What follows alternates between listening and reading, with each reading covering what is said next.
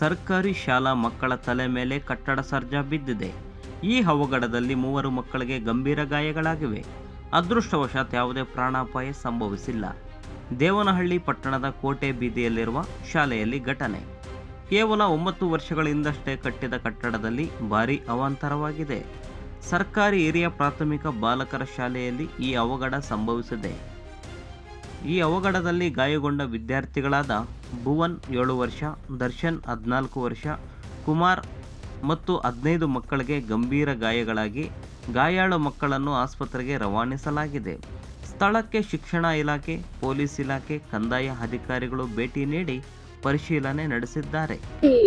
ಮಕ್ಕಳಿಗೆ ಸ್ವಲ್ಪ ಹೇಟ್ ಆಗಿದೆ. ದರ್ಶನ್ ಅಂತ ಒಂದು ಹುಡುಗ ಎಡಗಾಲ್ ಫ್ರಾಕ್ಚರ್ ಆಗಿದೆ. ಭುವನ್ ಅಂತ ಹೇಳ್ಬಿಟ್ಟು ಆ ಹುಡುಗಂದು ತಲೆಗೆ ಸ್ವಲ್ಪ ಹೇಟ್ ಆಗಿದೆ. ಕುಮಾರ್ ಅನ್ನೋನು ಆ ಹುಡುಗ ಕೂಡ ಕಾಲು ಸ್ವೆಲ್ಲಿಂಗ್ ಬಂದಿದೆ. 2 ಮಕ್ಕಳನ್ನ ಆಕಾಶ್ ಇದು ಹಾಸ್ಪಿಟ್ಲಿಗೆ ಕಳಿಸಿದೀವಿ. ಇನ್ನ ಒಂದು ಮಗುನ ಕುಮಾರ್ ಅನ್ನೋಂಥ ಹುಡುಗನ ಮತ್ತೆ ಭುವನ್ ಅನ್ನೋ ಹುಡುಗನ ಬೌರಿಂಗಿಗೆ ಕಳಿಸಿದೀವಿ.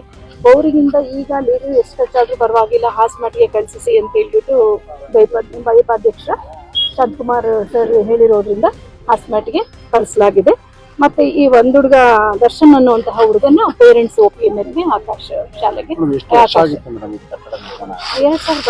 ಕಟ್ಟಿದ್ರು ಅಂತ ಕಟ್ಟಡ. ಇಷ್ಟು ಬೇಗ ಬೀಳೋದು ಕಾರಣ ಏನು? ಅದೇ ಟೆಕ್ನಿಕಲ್ ಆಗಿ ಇಂಜಿನಿಯರ್ಸ್ ಹೇಳ್ಬೇಕು. ಟೆಕ್ನಿಕಲ್ ಆಗಿ ಇಂಜಿನಿಯರ್ಸ್ ಹೇಳ್ಬೇಕು. ಎಷ್ಟನೇ ಕ್ಲಾಸ್ ಮೇಡಮ್ ಓದ್ತಾ ಇದ್ರು?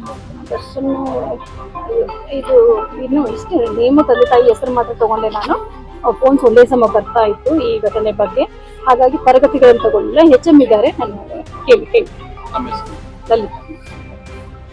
ಜನಸೇನಾ ಕರ್ನಾಟಕ ಟಿವಿ ನಿರಂತರ ನಿಮ್ಮ ಮುಂದೆ.